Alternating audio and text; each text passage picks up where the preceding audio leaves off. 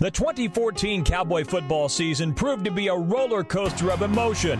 A season opening date with the defending national champs and a valiant performance by the young Cowboy squad in that game provided much optimism for Oklahoma State fans. OSU would win its next 5 games, and the Cowboys looked to be poised again to challenge for a Big 12 conference title. Well, it's intercepted off the deflection. Roland rolls in for the touchdown. But injuries in key positions provided an incredible challenge to this young squad, and the Cowboys suddenly found themselves in the midst of their longest losing streak in a decade.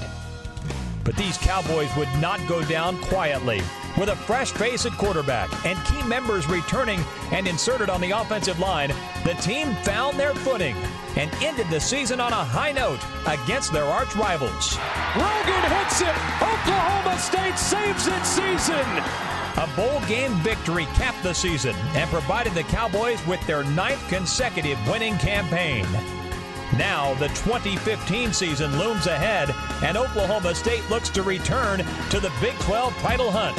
Can the Cowboys ride the momentum of last season's late season run to the school's 2nd conference championship? Who will be the difference makers come fall? Join us now and learn the answers on this special edition of the Cowboy Football Roundup.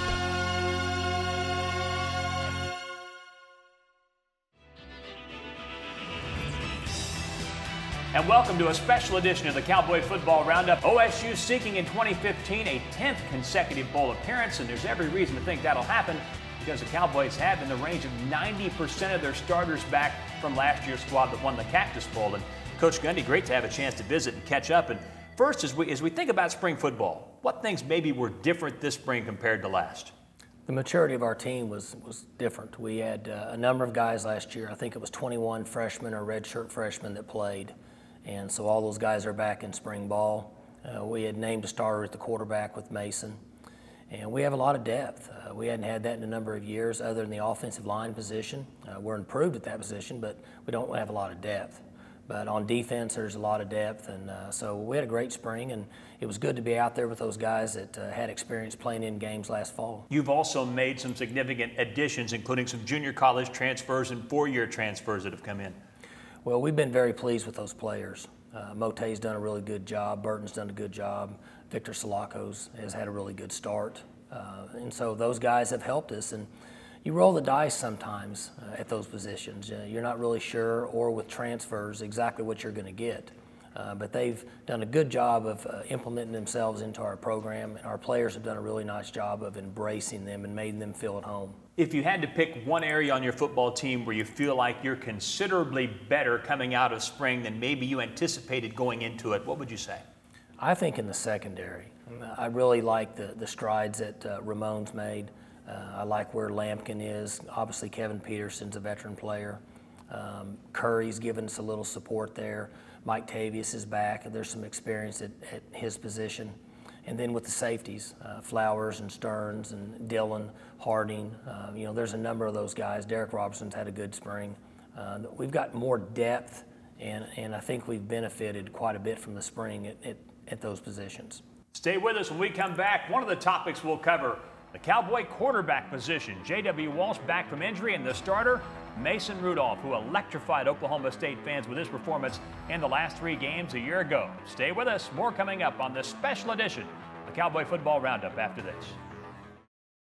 Welcome back to this special edition of the Cowboy Football Roundup. I'm Dave Hunziker with Oklahoma State head coach Mike Gundy as we sort of give you a summer look at Oklahoma State football getting ready for 2015. And everyone's so excited about what Mason Rudolph did at the end of last year under extraordinary circumstances. He played so well, though, now there are expectations. How do you help him manage that? And is that a real concern, a player that just plays in a few games as a true freshman, has a lot of success, and then has to deal with expectations his second year? And how do you help him with that? We all have concerns as coaches about players that compete young and have success. But Mason's really handled himself very well. It's important for him to stay level-headed. I think he was able to have success because of his leadership ability.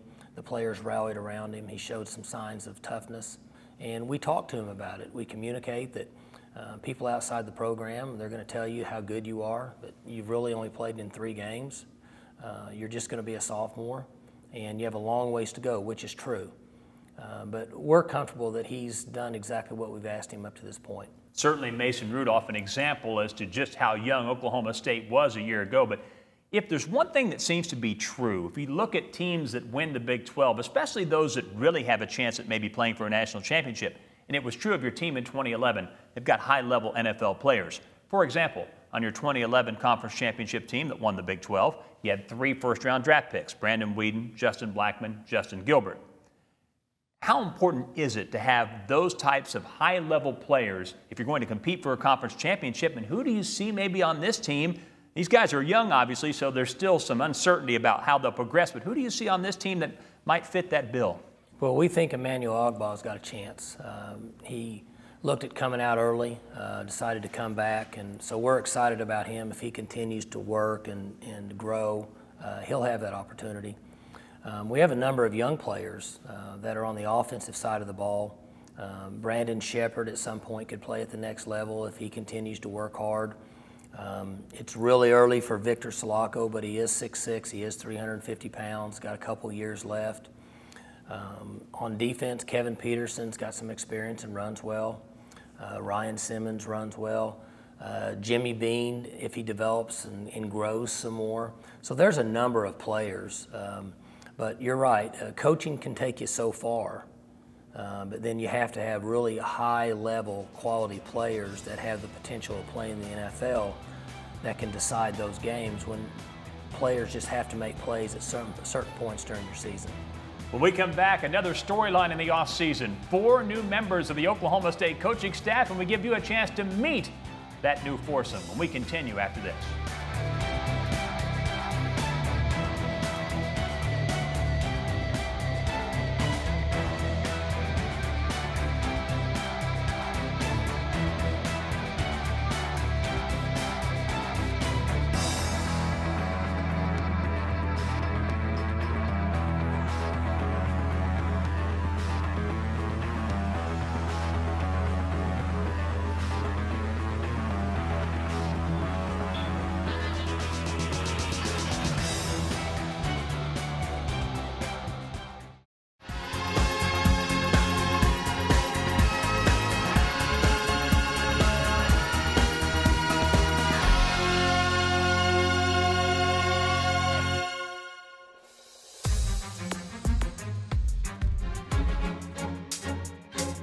Coach Gundy called, I was really excited to take the call. I had a couple different calls on the line, and that one was one that when you get it, you get really excited about. I watched the Holiday Bowl when they played. Barry Sanders and Coach did played down there, and as a matter of fact, I was a ball boy at the Holiday Bowl for years.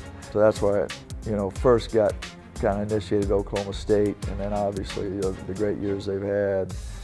Longevity of a head football coach now is hard in college football, so for what Coach Gundy's done here is unbelievable. I think Oklahoma State's one of those premier programs that obviously you follow, you see, and the amount of success that they've had over the years. So definitely was a place that was on our radar, just as far as the level of football of the Big 12, but then also type of place that my wife and myself wanted to be a part of. As a football coach, you always kind of look and admire programs that have done well for over an extended period of time. And then, of course, Coach Gundy having a long tenure here also got me excited. What I try to emphasize most of my players is that to maximize their opportunity and just teach them how to be a man. It's not just about X's and O's. Guys they don't play hard for you until they know how much you care about them. So I think that's first and foremost. Just build that relationship with the guys, and once guys feel like that you care about them as people, then they'll run through a brick wall for you. Toughness is number one. It's always been number one. That's how I played. I wasn't fast enough or big enough to be one of those guys that made all the fancy, beautiful plays. I was one of those safeties that ran in there and tried to knock the heck out of people. If you're not playing physical and trying to out-tough and out-battle and out-hit the other team, I don't care about all the X's and O's. It's not about all that. It's about being tougher than the other guys for longer and finishing. And that's football. So Our core values as a team are the most important things in our room, because that's team first. We have an attitude in our room that's tough and physical, and then we make no excuses. You know, offensive line, it's about toughness, and it's about the ability to finish the play, whether it's pass pro, whether it's a screen, whether it's a run play. You want to be able to finish on your assignment and not let that guy fall in and be an assist on the tackle or make the tackle or whatever it is. But I think it's having the mental toughness, mental and physical toughness to be a great offensive lineman. That was a very interesting look at the new Cowboy coaches, 4 new members of the coaching staff, Coach Gundy. And was there 1 or 2 specific traits you were looking for when you filled those spots? Well, on the defensive side, we wanted some experience in the secondary to really help with Coach Spencer. He's a linebacker coach, so he's in that front 7 box area.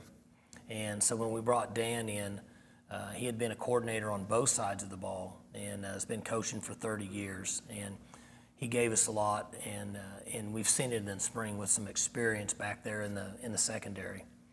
On the offensive side, it started for us with the offensive line coach, and we were looking for a guy that had quite a bit of college experience. Then we had a tight end spot, and we wanted to bring in an offensive line coach to coach our tight end Cowboy back that you've read about. That we've turned that with a player who can play tight end and fullback. And Coach McIndoe had come from Montana State, had been a line coach there for a long time, played in the NFL in the offensive line. So he was a really good addition for that spot. And then at the running back spot, I just kind of left it open for bringing a guy in that could be a really dynamic recruiter for us, but also give us a lot of input just on the offensive side of the ball. And he was a good fit for us because he can bring a lot of knowledge to our offense, a little different style, but relates really well with the players and should really help us in the recruiting areas. You heard Coach Gundy talk about the Cowboy back. That is the hybrid fullback tight end position at Oklahoma State. Well, that tells you the Oklahoma State offense continues to evolve and grow. When we come back, we'll catch up with offensive coordinator Mike Yursich to talk about the Oklahoma State offense and where it is now. Stay with us. More coming up on the Cowboy Football Roundup.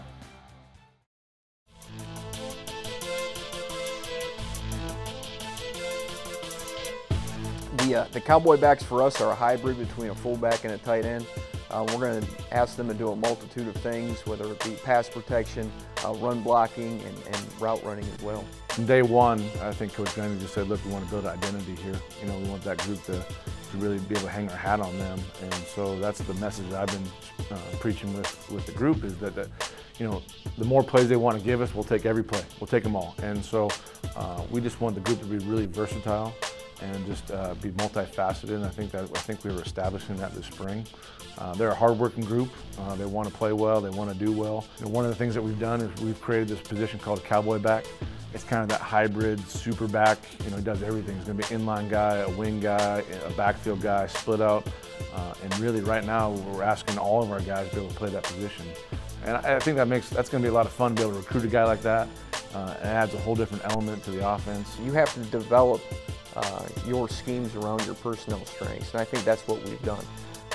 We have several players that fit this mold, that are versatile, that can block, that can create matchups, mismatches against linebacker coverage. And I think incorporating this position into our offense gives us more versatility, and it provides some muscle to several formations. It allows more flexibility from a game planning standpoint, week in and week out.